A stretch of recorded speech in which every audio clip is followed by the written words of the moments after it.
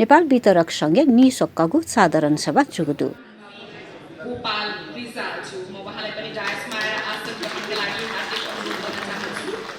यसै गरी अर्का विशिष्ट अतिथि हुनुहुन्छ ईश्वर प्रसाद आचार्यज्यू, निर्देशक वाणिज्य संघीय अध्यक्ष रामहरि घिमिरिया समन्वय श्री जुगुज्याजोले बागमती प्रदेश सरकारी उद्योग वाणिज्य भूमि तथा प्रशासन मन्त्री सुकमाया तामाङ, नेपाल वितरक सङ्घ बागमती प्रदेश अध्यक्ष Dilsundar Shrestha, Nepal chamber of commerce उपाध्यक्ष सन्तोष पाण्डे, नेपाल उद्योग वाणिज्य संघीय पूर्व उपाध्यक्ष दिनेश श्रेष्ठ, उद्योग वाणिज्य संघीय निर्देशक ईश्वर प्रसाद आचार्य लगायत संघीयता पिन्तुनाद्य छनादी गुखा।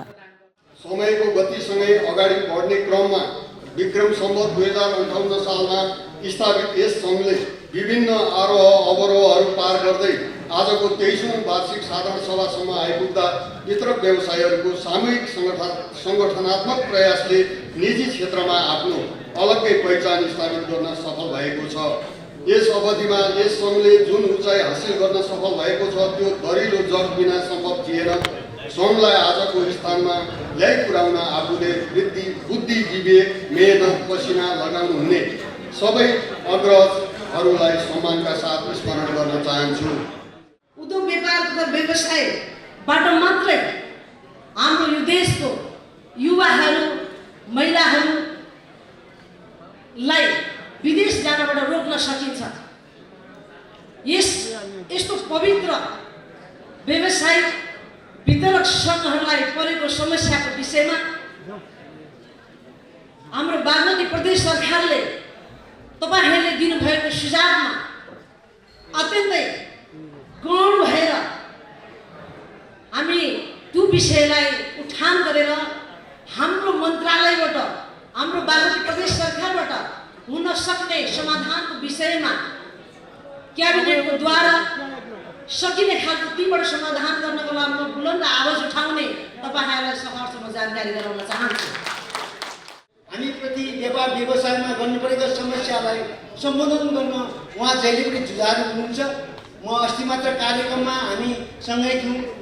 हाम्रो नेपाल उद्योग वाणिज्य महासङ्घ बागमती प्रदेश र बागमती प्रदेशमा रहेको सरकार उहाँकै नेतृत्वमा भएको उद्योग वाणिज्य संस्थाबाट हामीलाई एउटा नेपालमा रहेका महिला उद्यमीहरूलाई चाहिँ उद्यमशीलता तालिम दिनको लागि 13वटा जिल्ला र 28वटा उद्योग वाणिज्य सङ्घको 130 भन्दा महिला दिदीबहिनीहरूलाई चाहिँ हामीले एउटा कार्यक्रम गराएको थियौँ। त्यसको चाहिँ हामीलाई त्यो कार्यक्रमलाई सघाउन मुख्यमन्त्रीजीले नै हामीलाई साथ सहयोग दिइरहनु भएको छ। 2046 सालदेखिबाट सुरु भएको मेरो बिजनेस 2046 सालमा दाइहरू अग्रजहरू हुनुहुन्थ्यो। 2046 सालमा 3टा ब्याङ्क थियो नेपालमा, राष्ट्र वाणिज्य ब्याङ्क, राष्ट्र ब्याङ्क, नेपाल ब्याङ्क। नेपाल प्रगति नभएको होइन। त्यति बेला तपाईँ हामी टोकन लिएर नेपाल ब्याङ्कमा टोकन लिएर चिया खाएर पैसा लिन जाँदाखेरि पैसा लिएर आउँथ्यौँ। एउटा टेलिफोनको कसैबाट अर्डर आयो भने त्यसलाई हामीले टेलिफोन गर्नु पऱ्यो भने बुथमा उभिएर लाइन लागेर चाहिँ नि हामीले चाहिँ नि फोन गर्नु पर्थ्यो। ठुलोस् बढोस्, तपाईँहरूको व्यवस्था अझ बढी राम्रो होस्, यही म शुभकामना दिन चाहन्छु। र तपाईँहरूको सँगसँग मेरो काठमाडौँ वाणिज्य सङ्घको एउटा गहिरो मित्रता छ, किनकि यति धेरै साथीहरू म कहाँ पनि उद्योग वाणिज्य सङ्घ काठमाडौँमा पनि आबद्ध हुनुहुन्छ। यहाँहरू सबैलाई पनि म काठमाडौँ उद्योग वाणिज्य सङ्घमा तपाईँहरूले तपाईँहरूको समस्याहरू कुनै पनि समयमा आउनुहोस्, राख्नुहोस्। तपाईँहरू सदस्य हुनुपर्छ भन्ने छैन। तपाईँले सेवा पाउनु भने तपाईँले सदस्यता लिनुहोस्, हामीलाई खुसी हुनेछ। सदस्य नभए पनि तपाईँहरूका समस्याहरू हल गर्नलाई म रहन्छु भनेर यहाँहरूलाई वचनबद्धता दिन चाहन्छु। आर्थिक उन्नयन र समृद्धिको लागि यहाँले गरेको मेहनत कसरतहरू अझ धेरै आवश्यक होला, अझ धेरै आवश्यक छन्। त्यस अतिरिक्त पनि अहिले जुन परिस्थितिमा यहाँहरू सङ्घर्ष गरेर यस अवस्थामा आउनुभएको छ त्यसलाई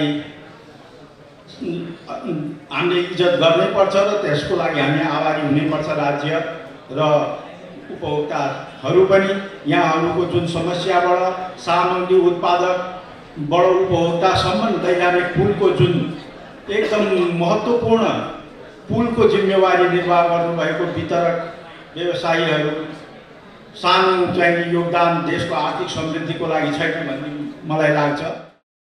ज्याजोले सङ्घीय पदाधिकारी त्यसमा सँग यान बेचुङ ज्याखैबारे जानकारी बिहा दिएको ख उहाँको हौसला अझै बुलन्द बनाइदिनुका लागि पनि म अनुरोध गर्न चाहन्छु। आगामी विशिष्ट अतिथिका रूपमा हुनुहुन्छ हेलो ए क्यामेराम्यान मोबाइल